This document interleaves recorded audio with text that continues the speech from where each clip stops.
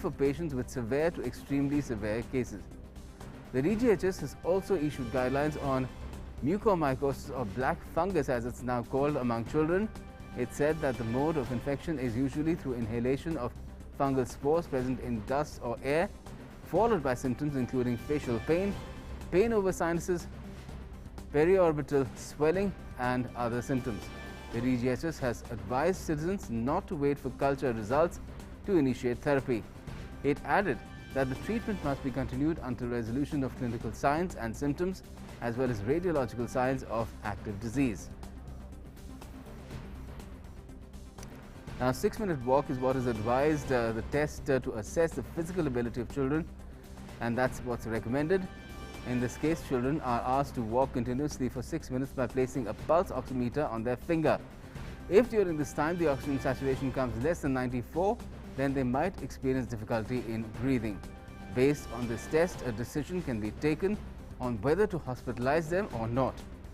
The DGHS also clarified that this test is not recommended for children who have asthma. It was also mentioned in the guidelines that if a patient shows severe COVID symptoms, then oxygen therapy must begin without delay.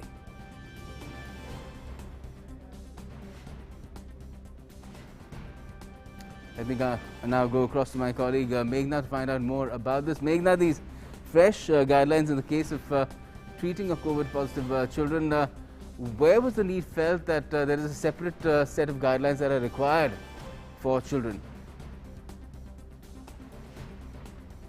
Definitely, because Gautam, as we know that there have been predictions, and there have been the government has told these are baseless predictions, especially when it has been said that the next wave or the upcoming surge which might come, that would affect the children more. But obviously the government and AIIMS Director Randeep Guleria had recently said that the children who had been admitted to hospital, 60 to 70% of them had comorbidities or low immunity, and he had also said that most of the children had recovered at home itself, and the seroprevalence basically is as similar in children as it is in adults. So there is nothing like that it is going to affect the children more.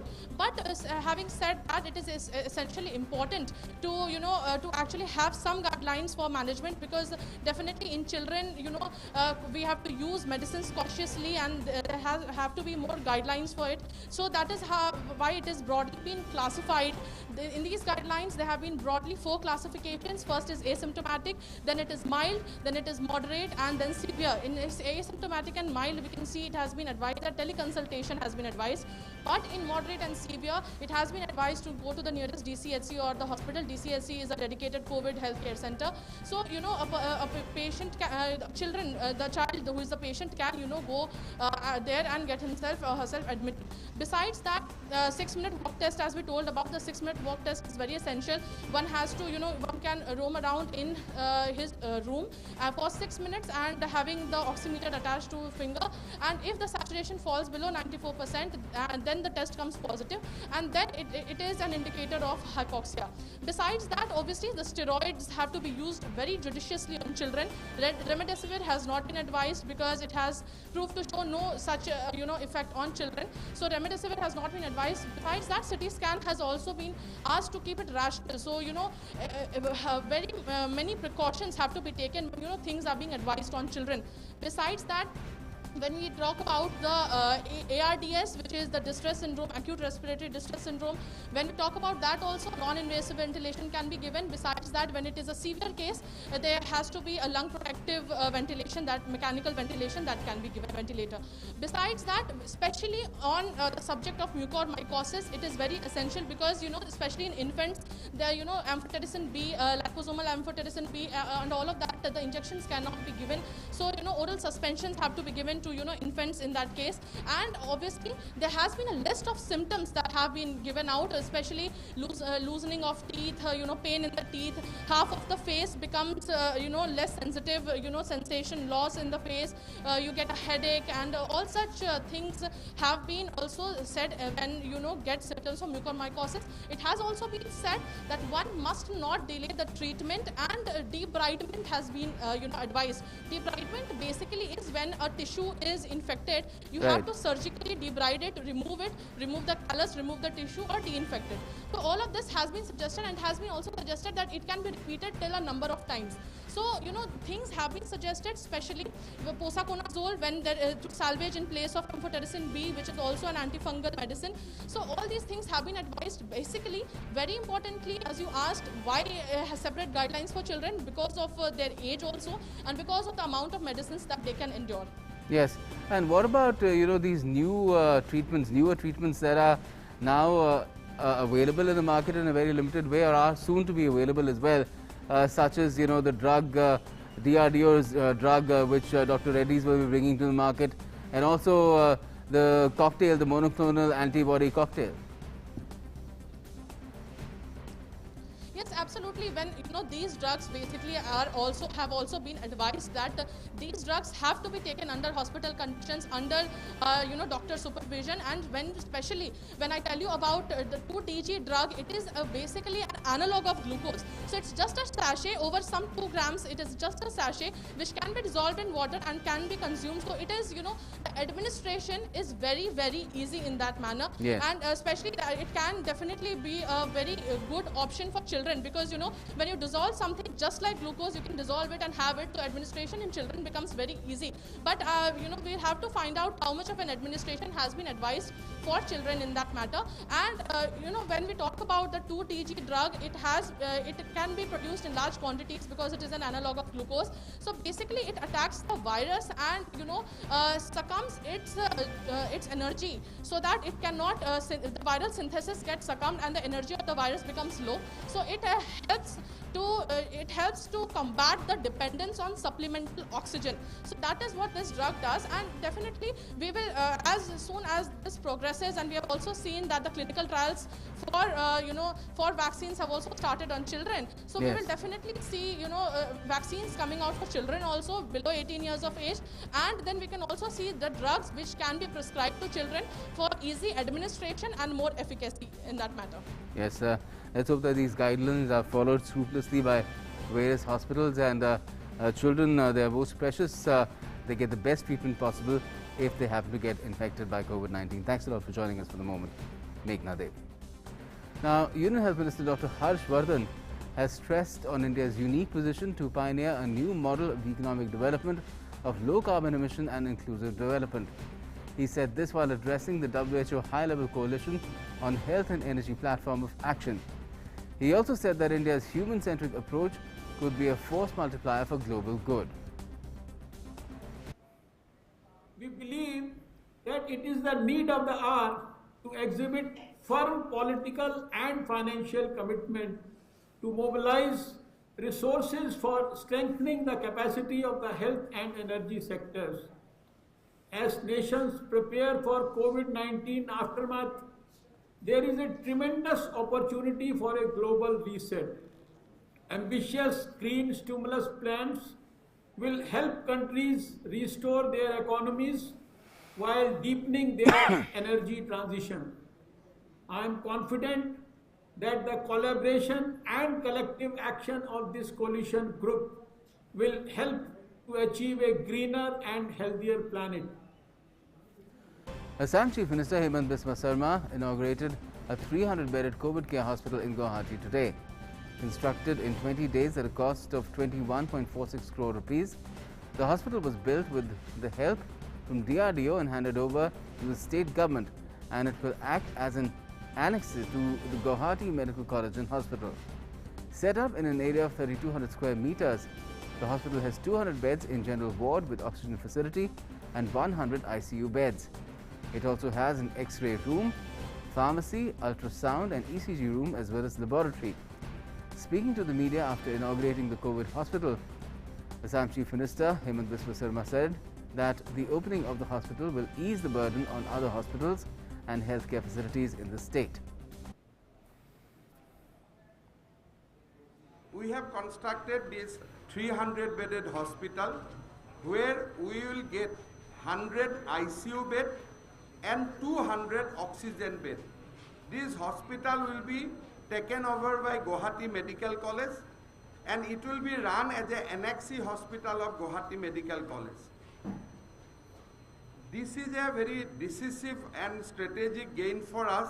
From today, with addition of 300 beds in this DRDO hospital or in short Annexe Hospital of Guwahati Medical College, we will be able to expand COVID treatment to a large extent. Now, a two-day mega vaccination camp against COVID-19 has been organized for sports persons of Karnataka at Sri Kanti Rava Stadium starting today. The systematic vaccination drive will benefit over 10,000 sports persons. Steps have been taken to provide doses of sport to sports persons representing national and international events in districts as well. Karnataka Olympics Association President Govind Raju said this drive is an attempt to ensure safety of all athletes. Around 10 to 11,000 sports persons along with staff are going to be vaccinated, and already in rural districts, taluka level and district level, already vaccinating is going on. In Bangalore city, Kanti Rava Stadium, nearly 3,000 people will be vaccinated here. Those who are residing in taluka levels, those in the villages, they will come to taluka level, and from district level, district hospitals, they are vaccinating. We have sent all the names, phone numbers. With the Aadhaar card, they can go and take the vaccination. That is happening now. And speaking with DD India, badminton player Arjuna Avori and an Olympian said this camp boosts the confidence of all sports persons. Shooter Prakash Nanjappa said the pandemic cannot beat the spirit of an athlete. I'm extremely grateful to KOA and the state government for arranging this vaccination drive. I think only vaccines will be the eventual cure for COVID, and with more such drives, I think sports can get back on track in our state. Sports department taking this great initiative. I don't think any other state has taken so much concern about the athletes. Right. So this is very important that we athletes have been recognized in this state, and this is a great gesture and a great confidence for us as an athlete. Now, following the drive in southern part of India, and so far 1,60,00,000 people have been vaccinated. That means about 20% population is already vaccinated in the state. Now this is a unique drive here at Kanti Rava Stadium in Bangalore, wherein the Karnataka state government has organized a camp for the athletes, for the sports persons who are here in large numbers to get themselves vaccinated. With cameraman Vasuki, Asha Khanam, DD India, Bangalore. Now, following the 5-level COVID-19 unlocking plan in Maharashtra, shops have reopened in Pune starting today. Vehicles have started plying normally on roads as well. Under the unlocking plan, all types of shops in Pune will be open from 7 in the morning till 4 p.m. Meanwhile, shops other than essential services will remain closed on Saturdays and Sundays. Malls and theatres will also remain closed. Restaurants will open from 7 a.m. to 4 p.m. with 50% capacity. Public grounds, gardens, walking tracks, cycling will be allowed from 5 a.m. to 9 p.m.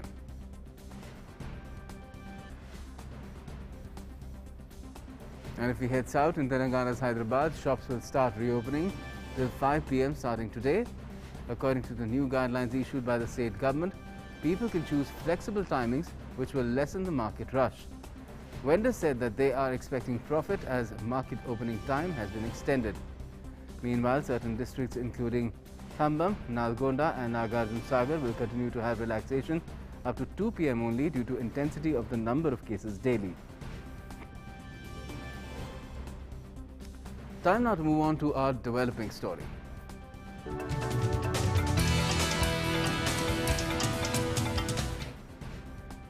And today's developing story is from Maharashtra, where 11 people have lost their lives after a residential building collapsed at the new collector compound, Malad West in Mumbai last night. Search and rescue operations are still on, with at least 7 people reported injured who are being treated at the Ambedkar Hospital in Kandivali. A portion of the second and third floors of a 3-story building collapsed on the adjacent 1-story hut.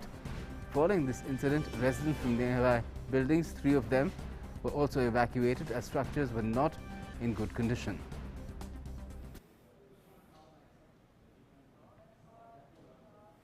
Unfortunate incident है। कल रात को 11:15 साढ़े 11 के करीबन ये incident यहाँ हुआ है। एक ग्राउंड प्लस 2 की एक इमारत थी, वो जो गिर गई है, वो गिरते समय वो सामने वाली बिल्डिंग पे गिर गई। उसमें कल रात से 18 लोगों को रेस्क्यू किया गया वहाँ से। उसमें से अभी तो सुबह तक 11 लोगों की मौत हो गई है। And President Ramnath Kovind has expressed grief over the Mumbai building collapse incident. In a tweet, he said, and I quote, "The loss of lives in a building collapse in Mumbai is tragic indeed. My condolences to the families of those who've died. I pray for the recovery of those rescued." And Prime Minister Narendra Modi has announced an ex-gratia of 2 lakh rupees each from the PMNRF for the next of kin of those who lost their lives due to this structure collapse in Malad West in Mumbai. 50,000 rupees would be also provided to those who've been injured.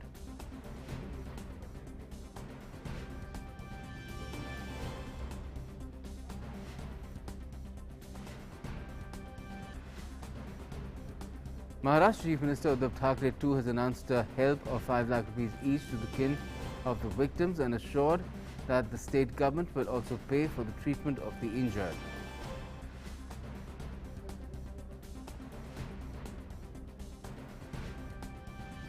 Now let's look at the reason for the building collapse as well. Well, the rains have eased in Mumbai today. The Met Department had issued orange alert in Mumbai, Palghar, Thane, Raigad, Ratnagiri and Sindhudurg districts for today. In Mumbai, central and harbour routes are back to normal. Road traffic has also improved. There is a possibility of a high tide in the sea in the afternoon, and waves of more than 4 meters height are likely to rise during this period. Thane and Palghar districts have been receiving light to moderate rain since last night. In Raigad district, there is a danger of landslides in many parts, considering which locals are being evacuated to safer places. In Ratnagiri district, curfew will be imposed on Friday and Saturday following IMD's warning. Fishermen have been asked not to venture out into the sea. IMD has also warned of heavy rains in all the districts of Konkan, including Mumbai, till the 12th of June. Further, there is a forecast of thunder showers in Konkan, central Maharashtra, Marathwada and Vidarbha regions over the next 2 days. Chief Minister Thackeray has instructed all the agencies related to disaster management and all the administrative agencies of the districts to be vigilant. Meanwhile, the NDRF has deployed 15 teams in Thane, Raigad, Palghar, Ratnagiri, Mumbai and Sindhudurg districts.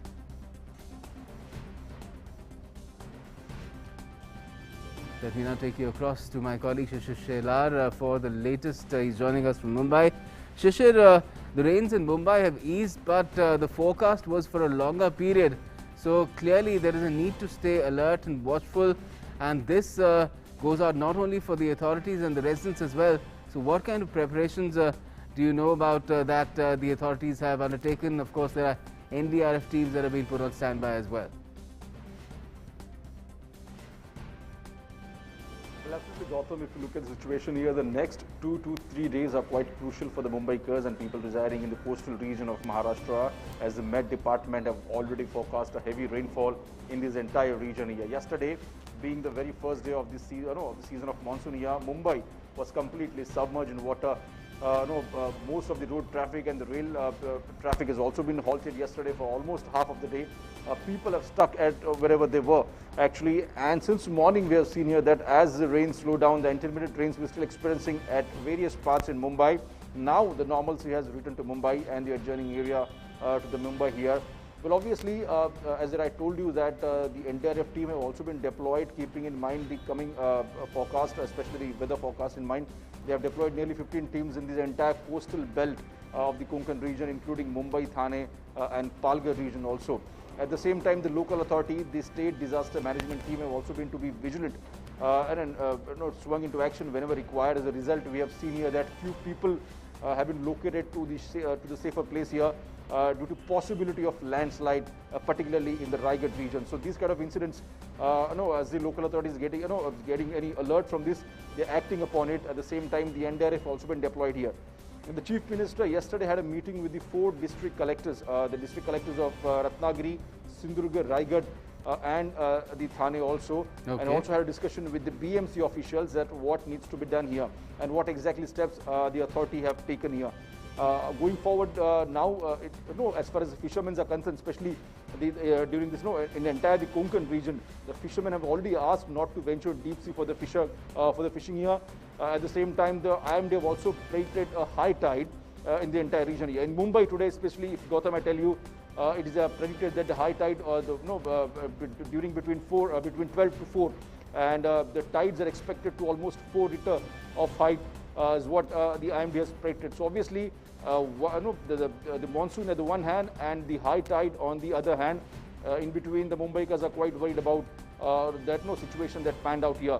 But the authority already said that situation is under control now, especially in Mumbai, as the rain has stopped here. But the next 2 to 3 days are quite crucial. Well, let's hope that the situation stays in control and the people are safe. Thanks a lot for joining us for the moment, Sheila. Meanwhile, many parts of Uttar Pradesh received pre-monsoon showers today in the morning. Several parts of Lucknow and Kanpur were waterlogged after heavy rainfall.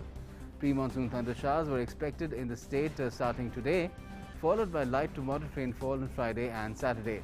Strong winds with speeds up to 40 km per hour are also expected. The Met Department has earlier forecast that the state will witness showers 10 days before the scheduled date of the arrival of monsoons, that is the 20th of June. Meanwhile, the Met Department has also alerted administrations of the East UP districts concerned to intimate locals about the change in weather and to take measures to minimize losses. Last year too, the monsoons had arrived 5 days early in Uttar Pradesh, but thereafter lost steam and it was delayed in the city by 4 days. However, Met officials said this time there are a couple of weather systems that are pushing the monsoon currents at a faster pace. Now it's time for National Prime.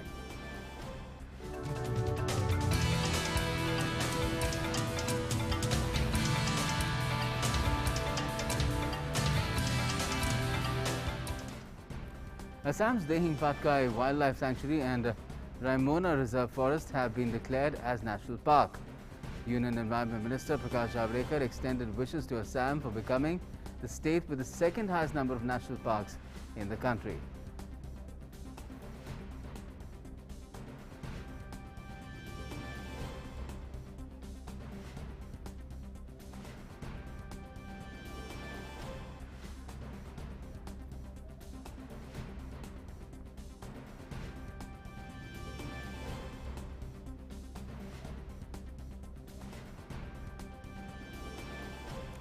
BJP President JP Nadda inaugurated the party's state office building in Arunachal Pradesh through a video link. The new 6-story building is built on a 472 square meters of land and has 33 rooms.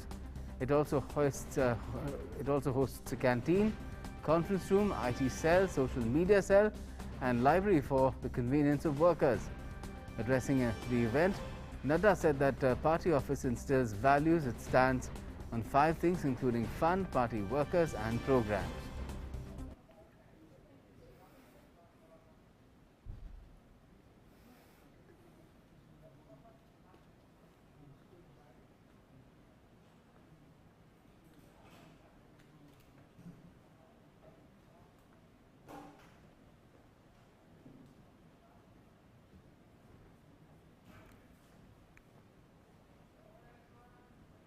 कार्यालय या केबा देरे ऐसी जगह होती है जहां हमको संस्कार मिलता है। कार्यालय 5 क से खड़ा होता है और 5 क होते हैं कार्यालय, कोष, कार्यकर्ता, कार्यकारिणी और कार्यक्रम। ये 5 क होते हैं। कार्यकर्ता भी चाहिए, कोष भी चाहिए, कार्यालय भी चाहिए, कार्यकारिणी भी चाहिए और कार्यक्रम भी चाहिए। आज मुझे खुशी है कि अरुणाचल प्रदेश में कार्यकर्ता भी था, कार्यकारिणी भी थी, कार्यक्रम भी था। आज कार्यालय आपको मिला है, इसके लिए मैं आपको बधाई देता हूं। In Kerala, Bharatiya Janata Party held protests against the state government in 10,000 places against the conspiracy to defame the party in the Kodakara black money case. At the same time, the BJP has demanded the withdrawal of the case registered against BJP State President K. Surendran. The BJP leaders have claimed that Chief Minister Pinarayi Vijayan is using the police to use the ongoing investigation in the Hawala money case of Thrissur to target BJP leaders and their families.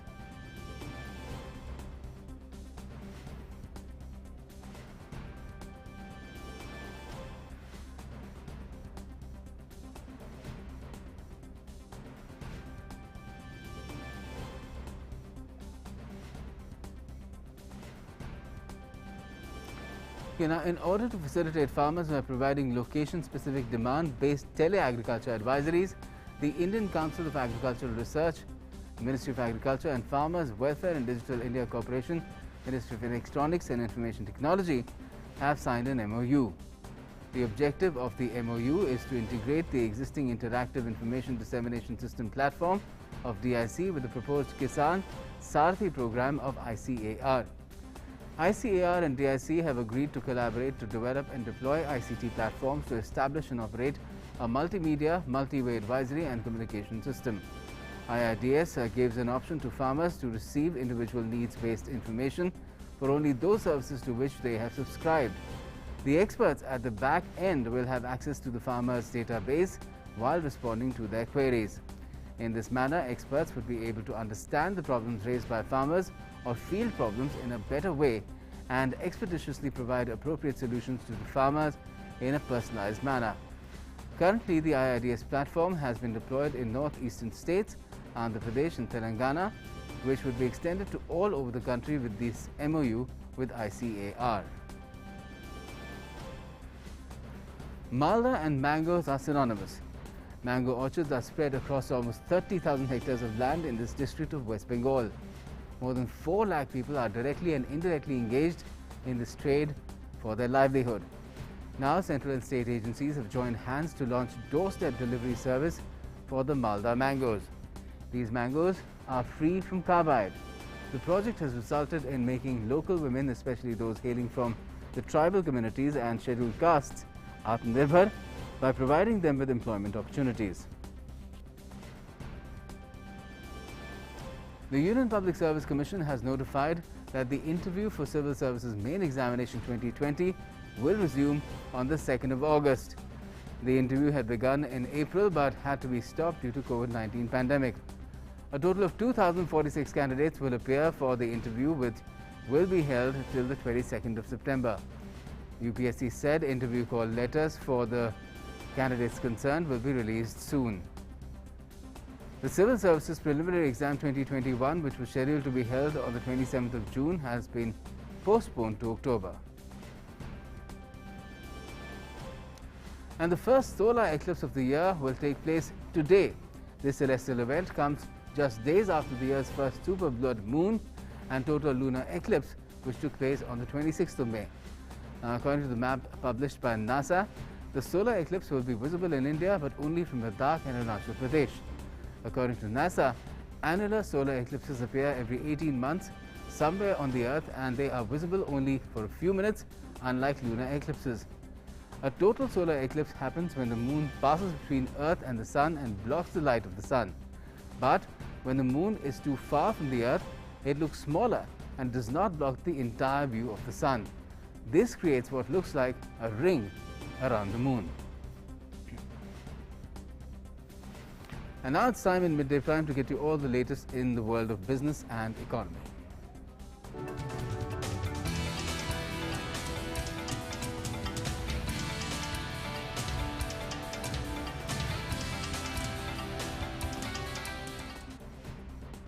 And with all the business and economy updates, we've got Tanvi with us. Thank you, Gautam. Up first in Business Prime, updates from the forthcoming G7 meeting. US President Joe Biden arrived in the United Kingdom on Wednesday for his first